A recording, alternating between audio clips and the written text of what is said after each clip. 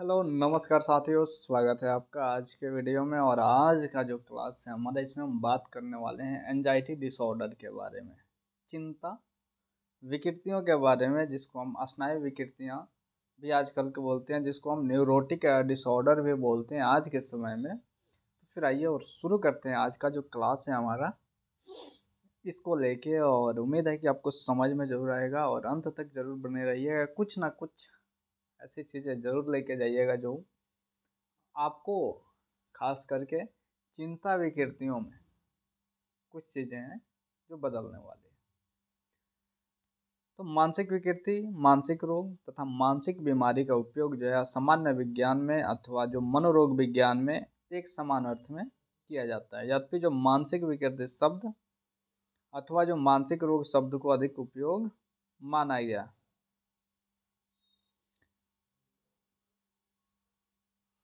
मनोस्नायु विकृति या फिर जो चिंता विकृति है, तो आज हम इसी के बारे में बात करने वाले हैं। आइए और शुरू करते हैं कि जो चिंता विकृति होती है, जिसको हम एंजाइटी डिसऑर्डर बोलते हैं, ये होता क्या है। मानसिक रोग अथवा मानसिक विकृति के कई प्रकार हैं, जिनमें एक मुख्य प्रकार मनोस्नायु विकृति या फिर चिंता विकृति है। साधारण मानसिक रोग है जिसमें व्यक्ति समायोजित होता है तथा अपनी जीविका का अर्जन करके आवश्यकताओं को पूरा करने में सक्षम होता है। उसे मानसिक चिकित्सालय जाने की आवश्यकता नहीं होती। रोगी को अपनी स्थिति की जानकारी रहती है। ब्राउन ने 1960 में एक परिभाषा दी और कहा कि मनोस्नायु विकृति का तात्पर्य बोधात्मक, संवेगात्मक तथा क्रियात्मक की प्रक्रियाओं की साधारण समस्याएं हैं जो प्रायः व्यक्ति को काम करने में आंशिक रूप से अयोग्य बनाती है तथा जिसमें मौलिक लक्षण का संबंध चिंता से होता है। तो इसके कुछ जो हैं वो सामान्य लक्षण भी हैं, इसके बारे में हम बात करने वाले हैं। तो सामान्य लक्षण में पहला जो है ये है अयोग्यता की भावना या फिर चिंता। तो मनोस्नायु विकृति के रोगी अयोग्यता की भावना से ग्रसित रहते हैं।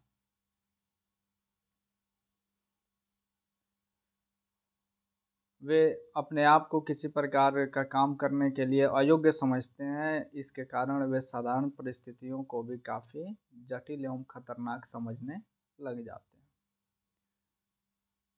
इस तरह से उनका प्रत्यक्षीकरण जो है ये दोषपूर्ण हो जाता है और इस अयोग्यता की भावना के कारण वे दूसरे की सहायता प्राप्त करने के लिए विवश हो जाते हैं और सदा उनके साथ सटे रहते हैं। इससे रोगी को जीवन की साधारण परिस्थितियां भी कठिन और भयावह लगती है, इसलिए संभवतः वे चिंता से ग्रस्त रहते हैं। कभी कभी उनकी चिंता अति तीव्र हो जाती है और चिंता उन्माद के रोगियों के लिए अस्पष्ट रूप से देखी जाती है। इसके रोगी जो है अपनी चिंता से अवगत रहते हैं तथा उन्हें यह भी ज्ञात रहता है कि उनकी चिंता का कोई वास्तविक कारण नहीं है, इसलिए वे अपने आप को झूठ मूठ की चिंता से मुक्त करने के लिए कुछ इस विशेष प्रकार की सुरक्षात्मक प्रतिक्रियाएं भी करते हैं। चूँकि यह सुरक्षा के लिए की गई प्रतिक्रियाएं उपयुक्त नहीं होती है, जिस कारण वे अपनी चिंता पर नियंत्रण नहीं कर पाते हैं। वे पागल हो जाने, किसी दुर्घटना के शिकार हो जाने, किसी भयंकर रोग से ग्रसित हो जाने, मृत्यु की संभावना आदि की चिंता से ग्रस्त रहते हैं। दूसरा है संवेगात्मक तनाव या फिर चिड़चिड़ापन स्वभाव। संवेगात्मक या फिर जो चिड़चिड़ापन स्वभाव है,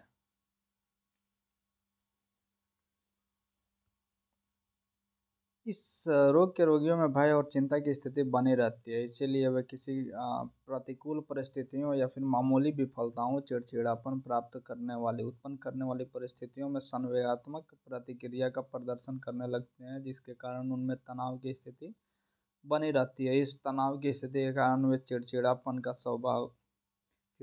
स्वभाव के हो जाते हैं। गिलफोर्ड ने बताया कि इसके रोगियों में दो प्रकार की विशेषता पाई जाती है: अति प्रतिक्रियाशील होना तथा अपने जीवन के जिन पहलुओं को खतरनाक और कठिन समझते हैं उनके प्रति प्रतिकूल मनोविकृति का निर्माण करना। इस कारण वे रोगी जो हैं ये चिड़चिड़े स्वभाव के हो जाते हैं। दूसरा है रोगी की दोष की भावना और अप्रसन्नता का अनुभव। मनोस्नायु विकृति से पीड़ित व्यक्ति अकारण जो है भय, असुरक्षा तथा अंतर्द्वंद के कारण निराशावादी हो जाते हैं, जिससे वे असंतुष्टि तथा अप्रसन्न रहते हैं।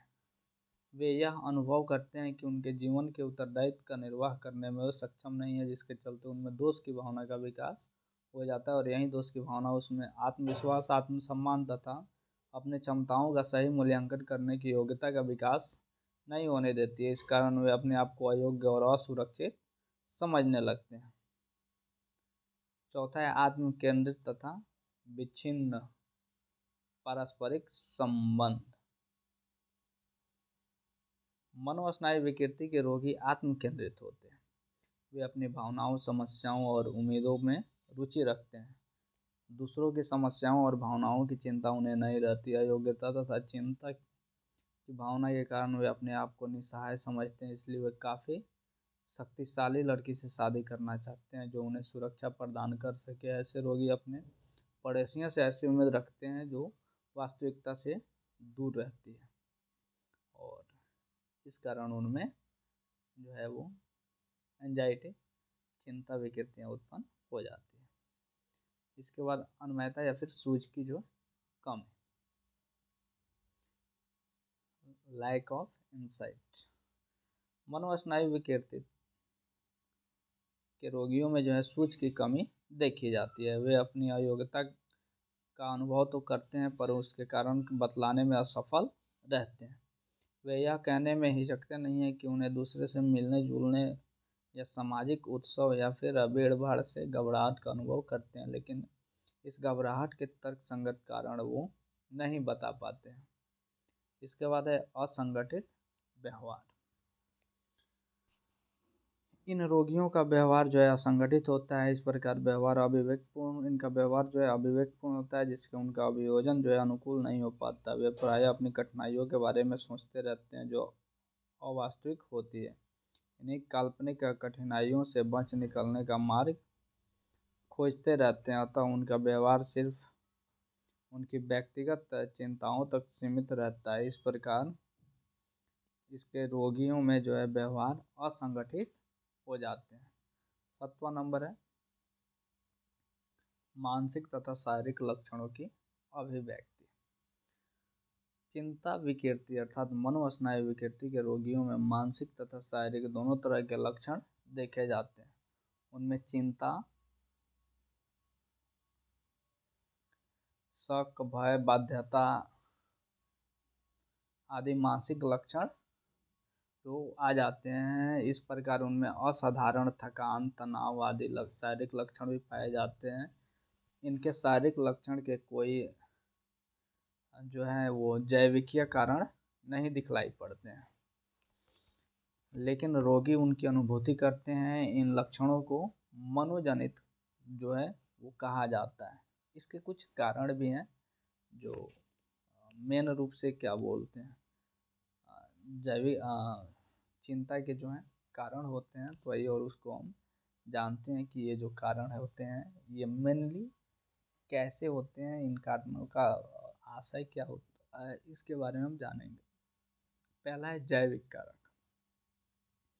जैविक कारक का तात्पर्य है जैविक कारक, शारीरिक गठनात्मक कारक, हार्मोन, उपद्रव आदि से होता है। सर्वप्रथम फ्रायड ने वंश परंपरा को स्नायु विकृति का पूर्ववर्ती का कारण के रूप में माना। उन्होंने कहा कि जिन लोगों के परिवार में स्नायु विकृति के रोगियों का इतिहास पहले से होता है उन लोगों में जो है इस रोग के विकसित होने की संभावना अधिक होती है। इसके बाद मनोवैज्ञानिक कारण भी है।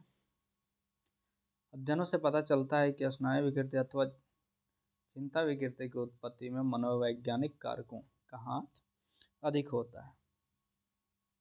फ्रायड के अनुसार स्नायु विकृति की उत्पत्ति मूलतः दमित, कामुक एवं आक्रामक आवेगों के कारण होती है।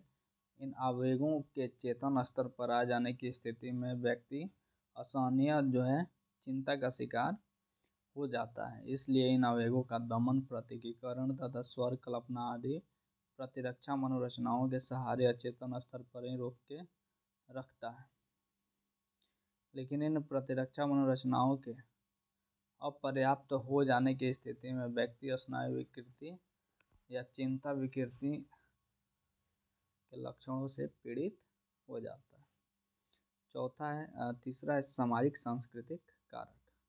मनोस्नायु विकृति या चिंता प्रतिक्रिया के विकास में जैविक कारकों तथा मनोवैज्ञानिक कारकों के साथ साथ कई सामाजिक एवं सांस्कृतिक कारकों का हाथ होता है। अध्ययनों तथा दैनिक जीवन के अनुभव से पता चलता है कि मनोस्नायु विकृति का एक कारण सामाजिक एवं सांस्कृतिक जटिलता है। जिस समाज या संस्कृति में आर्थिक, शैक्षिक आदि जटिलताएं अधिक होती हैं, वहाँ के लोगों में इस मानसिक रोग के विकसित होने की संभावना अधिक होती है। इसका कुछ उपचार भी होता है। चिंता विकृति के जो रोगी के उपचार के लिए समूह चिकित्सा, पुनः शिक्षा, स्वतंत्र साहचर्य संसूचन जिसको सगेस्टेशन बोलते हैं, औषध चिकित्सा, ड्रग थेरेपी का उपयोग किया जा सकता है और इससे रोगी ठीक भी हो जाता है और कई बार ठीक नहीं भी हो पाता है। इसके बाद हम जानेंगे जो एंजाइटी डिसऑर्डर हैं ये कितने प्रकार के होते हैं। जब प्रकार जान लेंगे तो आगे और भी कई सारी चीज़ें हैं जो जाननी है। तो अब सबसे पहले हम प्रकार जानते हैं। चिंता विकृति अर्थात जो मनोस्नायु विकृति के मुख्य प्रकार हैं मनोग्रस्तता, बाध्यता वेदी, यानी एक ही कार्य को बार बार करते रहना। इसके बाद आतंकी विकृति है, फोबिया है, सामान्यकृत चिंता विकृति है, उत्तराघातीय प्रतिबल विकृति है। उत्तराघातीय प्रतिबल जिसको पोस्ट ट्रॉमेटिक स्ट्रेस डिसऑर्डर बोलते हैं, PTSD। और ये क्वेश्चन आया हुआ है, बार बार क्वेश्चन पूछ देता है, तो थोड़ा सा इसको PTSD जिसको हम पोस्ट ट्रॉमेटिक स्ट्रेस डिसऑर्डर बोलते हैं, PTSD, इसके बारे में ज़रूर आप याद रखिएगा। तो ये सबसे पहले हम मनोग्रस्तता बाध्यता विधि के बारे में जानते हैं। जो मनोग्रस्तता है और बाध्यता विधि है, ये मुख्य रूप से दो अलग अलग प्रकार हैं, जिनमें मनोग्रसित व्यक्ति एक ही चीज़ को से वो ग्रसित तो रहता है, लेकिन एक ही काम को वो करने के लिए ग्रसित रहता है, इसलिए इसको मनोग्रस्तता बाध्यता विधि जानते हैं। और मनोग्रस्तता वह विचार या आवेग है जो रोगी की इच्छा के प्रतिकूल स्वतः उसके मन में बार बार आते रहता है। और बाध्यता के बारे में कहा जाता है कि बाध्यता जो है ये एक प्रकार की ऐसी विशिष्ट स्वरूप को बार बार होने वाली बाध्य क्रिया है, जिसमें व्यक्ति उस परिस्थिति में जब वो क्रिया होती है तो वह अतार्किक या फिर असंगत समझता है, लेकिन उस पर उसका कोई नियंत्रण नहीं रहता है। ऐसे मनोग्रस्तता बाध्यता विकृति के बारे में कहा जाता है कि ये ऐसी विशेषताएं हैं जो पुनरात्मक मनोग्रस्तताएं अथवा बाध्यताएं जो विषाद चिंता से संलग्न होती है। और इसके जो है कुछ क्या बोलते हैं लक्षण भी हैं विशिष्ट इस विकृति के, तो आइए और देख लेते हैं इन लक्षणों को। पहला है अनावश्यक विचारों की पुनरावृत्ति।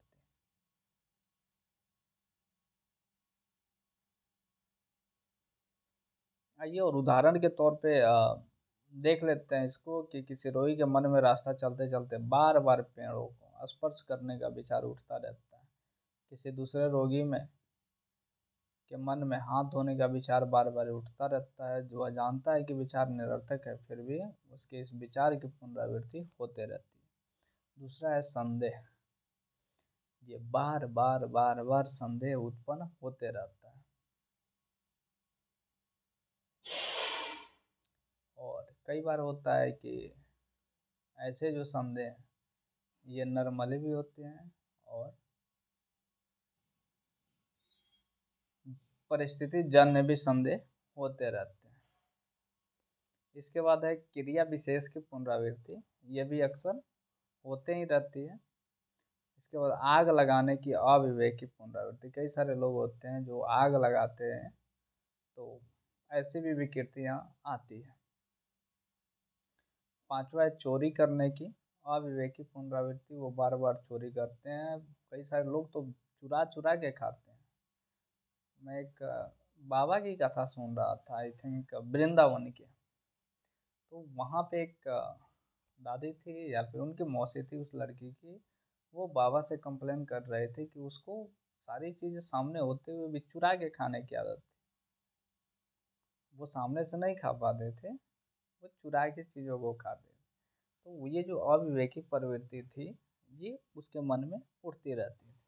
इसके बाद स्पर्श करने की अविवेकी, कई सारे लोग बार बार टच करते हैं। इसके बाद गिनती, आप भी किए होंगे बार बार, और ना चाहते हुए भी गिनती हम लोग करते रहते हैं। इसके बाद धोने की अविवेकी पुनरावृत्ति होती है, बार बार किसी चीज़ को धोना। इसके कारण क्या है? तो अनुवांशिकता हो सकता है, पुनरावृत्ति हो सकती है, असुरक्षा की भावना हो सकती है, और मानसिक संघर्ष हो सकता है, और अस्थापन क्रियाएं हो सकती है। इसके उपचार के लिए जो है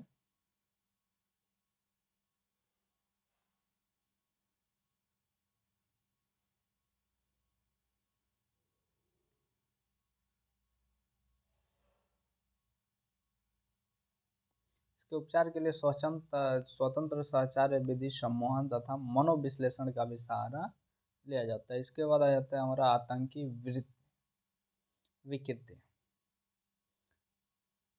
आतंकी विकृति में वही है जो आतंकी विकृति चिंता का जो है विकृति का एक प्रकार है, जिसमें आवृत्तिक आतंक, आक्रमण, चिंता, आक्रमण, अत्यधिक घबराहट के लक्षण पाए जाते हैं, जिनका आधार आवश्यक रूप से धमकाने वाली परिस्थितियों के लिए अनावरण नहीं होता है। इसके कुछ लक्षण होते हैं। तीव्र चिंता, ऐसे व्यक्ति में बहुत ज़्यादा चिंता होती है, और वो लगातार चिंता नहीं होती है बल्कि अलग अलग अवधियों में होती है और काफ़ी तेज होती है। इसके बाद अव्यक्तीकरण, यानी अगर वो व्यक्ति नहीं बन पाया है, सामाजिक नहीं बन पाया है, तो फिर दिक्कत हो जाता है, आतंकी लक्षण उत्पन्न हो जाते हैं। इसके बाद बाह्य जगत के प्रति बोध क्षति, यानी कि दूसरे जगत है, यानी जो बाह्य जगत है, बाहरी जो दुनिया है, उसको खत्म करने का बोध आ जाए मन में, वो भी आतंकी प्रवृत्ति है। बाह्य दुर्वृत्ति, जिसको हम एग्रोफोबिया बोलते हैं, ये आतंकी विकृति के रोगी में जो एक विशेष प्रकार का फोबिया विकसित हो जाता है, जिसे आगोराफोबिया बोलते हैं। इस तरह के व्यक्ति को खुले स्थान, मैदान, अकेलापन, घर से बाहर रहने में डर लगता है। इसके बाद आत्महत्या का भाव आ जाता है, व्यक्ति जो है वो शिकार भी हो जाता है और मर भी जाता है कई बार आत्महत्या करके, अगर उसकी देखभाल ना की जाए। शारीरिक लक्षण भी आ जाते हैं, अत्यधिक पसीना निकलता है, मूर्छा, मिचली, कंपन, छाती दर्द, और दिल का तेजी से धड़कना, ये सारे लक्षण भी आ ही जाते हैं। इसके बाद आतंक, आक्रामक लक्षण भी हो जाते हैं। इसके कारण जैविक भी होते हैं, सिल्वर भी होते हैं, जैविक कारक भी होते हैं इसके। जैविक कारक मतलब जन्म। उसके बाद सामाजिक कारक कई बार बन जाते हैं वैसे सामाजिक, जो क्या बोलते हैं उसको, जिस प्रकार सामाजिक व्यवस्था या फिर परिस्थितियाँ उत्पन्न होती है। जैसे आपने पढ़ा होगा आतंकी प्रवृत्ति में बहुत ही ठोकिया का नाम सुना होगा आपने, या फिर चुनाव जीतने वाली फूलन देवी का नाम सुना होगा। उनके मन में आखिर आतंकी प्रवृत्ति आई कहाँ से थी, ये भी सोचने वाली बात है। इसके बाद तीसरा है फोबिया, जिसको हम डर बोलते हैं। तो इसके बारे में बात करेंगे हम। फोबिया का जो अर्थ होता है, ये फोबोस से उत्पन्न हुआ है, और इसका अर्थ है भय। तो फोबिया जो है ये तीन तरह के मुख्य रूप से होते हैं। पहला है विशिष्ट फोबिया, दूसरा है एगोराफोबिया और तीसरा है सामाजिक फोबिया। तो पहला है विशिष्ट फोबिया, इसको हम देख लेते हैं। विशिष्ट फोबिया में ऊंची जगह जाने का भय व्यक्ति के अंदर होता है। वो ऊंची जगह पे जाने से वो काफ़ी ज़्यादा डरता है। नॉर्मली सब लोग डरते हैं, लेकिन वो कुछ ज़्यादा डरने लग जाता है। इसके बाद तंग स्थान का भय, जिसको हम क्लस्ट्रोफोबिया बोलते हैं। इस प्रकार के भय से ग्रस्त रोगी जब कभी अपने आप को बंद या तंग स्थान पर पाता है या इस संबंध में सोचता है, तो उसे असंगत या असामान्य चिंता अनुभव होने लग जाता है। भीड़ का भय, जिसको हम ओक्लोफोबिया बोलते हैं, वो व्यक्ति भीड़ को देख के डरने लग जाता है। चौथा है पशुओं का भय, जिसको जूफोबिया बोलते हैं। अंधकार का भय, जिसको हम नाइक्टोफोबिया बोलते हैं, व्यक्ति रात में डरता है वो कहीं पे भी आने जाने में। खून का भय, जिसको हम हेमाटोफोबिया बोलते हैं, खून के संबंध का भय देखा जाता है व्यक्ति में। इसके बाद एगोराफोबिया।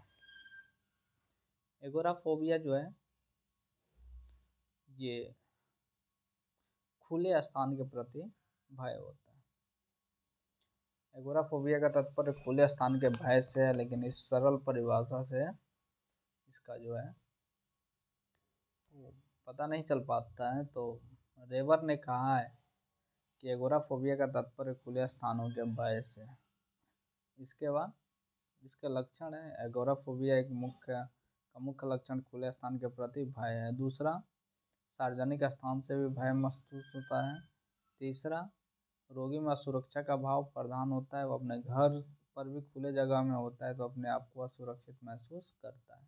चौथा है, एगोराफोबिया का जो है एक लक्षण आतंकी आक्रमण है, जो अधिक गंभीर देखा जाता है। इसी में जो है प्रश्न रोगी को अपना बचाव करना कठिन हो जाता है। इस आधार पर एगोराफोबिया को आतंक विकृति का एक उप प्रकार माना गया है।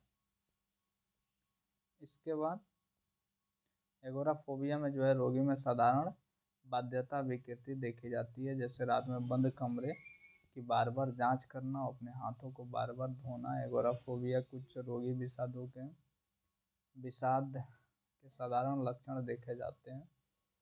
इसके कारण भी होते हैं, और कारण जो है ये सामाजिक।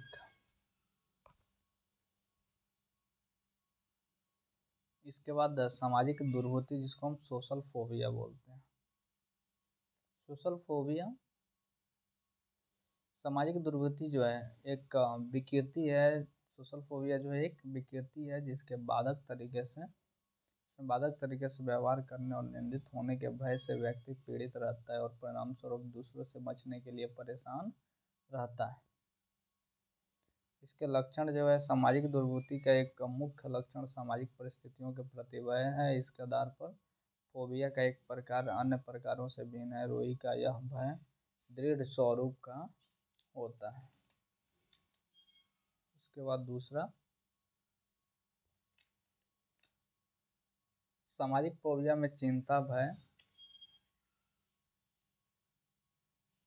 तथा भय का आधार रोगी का जो है ये विकृत चिंतन होता है। तीसरा, इस दुर्बुद्धि का एक लक्षण बचाव या परिहार है। वह सामाजिक परिस्थिति में अन्य लोगों से बचने का प्रयास करता है, कारण उससे भय लगा होता है जो लोग उसकी आलोचना करेंगे या फिर अवांछित रूप से व्यवहार करने लग जाता है। इसका कारण क्या है, तो आगे हम देखेंगे आगे के चैप्टर में। फोबिया के कुछ लक्षण हैं। इसमें भय की चिंता होती है, पलायन का व्यवहार होता है, यानी कहीं दूर भागने का प्रयास कर लेता है। हाइड्रोफोबिया, नदी जो है पानी देख लेता है तो डरने लग जाता है। इसके बाद बोलोचित व्यवहार, जिसको हम चाइल्ड लाइक व्यवहार, यानी इस फोबिया में बालक जैसा व्यवहार जो है वो करने लग जाता है। रोगी जो है बच्चे की तरह पशुओं को देखकर रोने चिल्लाने लग जाता है। इसके बाद अगत्यजन अनुभव और शारीरिक लक्षण है। फोबिया के कारण चिंता या विस्थापन हो जाता है, प्रतिबलक स्ट्रेस के चलते भी हो जाता है, और खतरनाक जो है आवेग प्रति सुरक्षा आंतरिक धमकी जो खुद से ही होता रहे। इसके बाद संबंध प्रत्यावर्तन यानी कंडीशनिंग के चलते भी हो जाता है। इसके बाद सामान्यकृत चिंता विकृति जिसको जनरलाइज्ड एंजाइटी डिसऑर्डर बोलते हैं। इसका जो मुख्य इसकी परिभाषा हम ऐसे दे सकते हैं कि सामान्यकृत चिंता विकृति का तात्पर्य दृढ़ चिंता से है जो कम से कम 1 महीना तक बनी रहती है, जिसमें कई लक्षण सम्मिलित होते हैं: गति, तनाव, स्वचालित अतिक्रिया, आशंकित प्रत्याशा, सतर्कता। और इससे कुछ बातें जो है वो स्पष्ट होती है। और पहली जो बात है, सामान्यकृत चिंता विकृति एक मानसिक रोग है जिसमें दृढ़ चिंता पाई जाती है। दूसरा, यह रोग कम से कम 1 माह तक ठहर सकता है। तीसरा, इसमें गति का लक्षण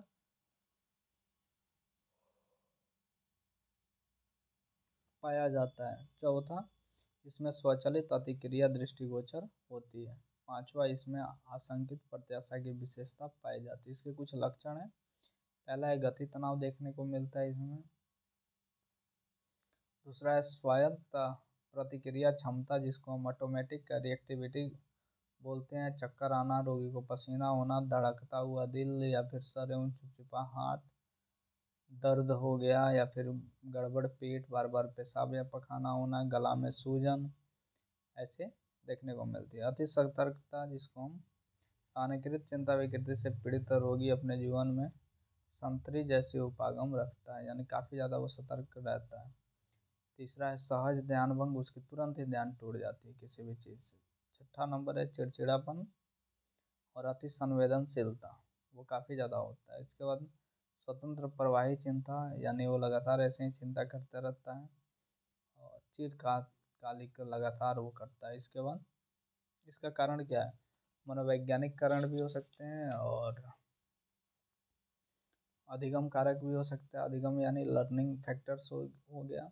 उसके बाद व्यवहारवादी मॉडल हो गया, संज्ञानात्मक कारक हो गया, जैविक कारक हो गया और मनोविश्लेषण, जिसकी जो चिकित्सा है ये मनोविश्लेषणात्मक हो जाती है, व्यवहार चिकित्सा के जरिए ठीक हो जाता है। इसके अलावा संज्ञानात्मक चिकित्सा के जरिए ठीक हो जाता है और मेडिकल चिकित्सा ड्रग वगैरह देकर भी ठीक किया जाता है। इसके बाद पोस्ट ट्रॉमेटिक डिसऑर्डर, इसके बारे में हम विशेष रूप से पढ़ने वाले हैं। तो पोस्ट ट्रॉमेटिक जो डिसऑर्डर है, पोस्ट ट्रॉमेटिक स्ट्रेस डिसऑर्डर, उत्तराघातीय प्रतिबल जो है विकृति वास्तव में चिंता विकृति का एक प्रकार है। उल्लेखनीय है कि इस मानसिक विकृति को DSM-5 में अस्पष्ट रूप से एक ऐसे निदान के रूप में पहचान की गई थी जिसमें गंभीर प्रतिबलक के बढ़ी हुई चिंता तथा आघात से संबंध, उत्तेजनाओं से प्रतिहार तथा अनिश्चित संवेदनात्मक प्रतिक्रियाएं परिवर्तित हो। DSM-4 में इस अस्पष्टता को दूर किया गया कि चिंता विकृति के एक निश्चित प्रकार के रूप में इसे प्रस्तुत किया गया था। उत्तराघातीय प्रतिबलक विकृति यानी कि जिसको हम पोस्ट ट्रॉमेटिक स्ट्रेस डिसऑर्डर कहते हैं, ये एक चिंता विकृति है जिसका मुख्य लक्षण किसी प्रारंभिक आघातीय घटना से संबंध भावों की पुनरावृत्ति है। इसके कुछ लक्षण भी हैं जिसको आघातीय घटना की पुनरावृत्ति होती है। आघातीय घटना से संबंध उत्तेजनाओं का प्रतिहार होता है, बढ़ा हुआ उत्तेजन होता है, द्रव्य दुरुपयोग होता है, यानी औषधि ड्रग्स और दारू वगैरह पीने लग जाते हैं। अन्य भी कई लक्षण, इसके कारण मनोवैज्ञानिक भी हैं।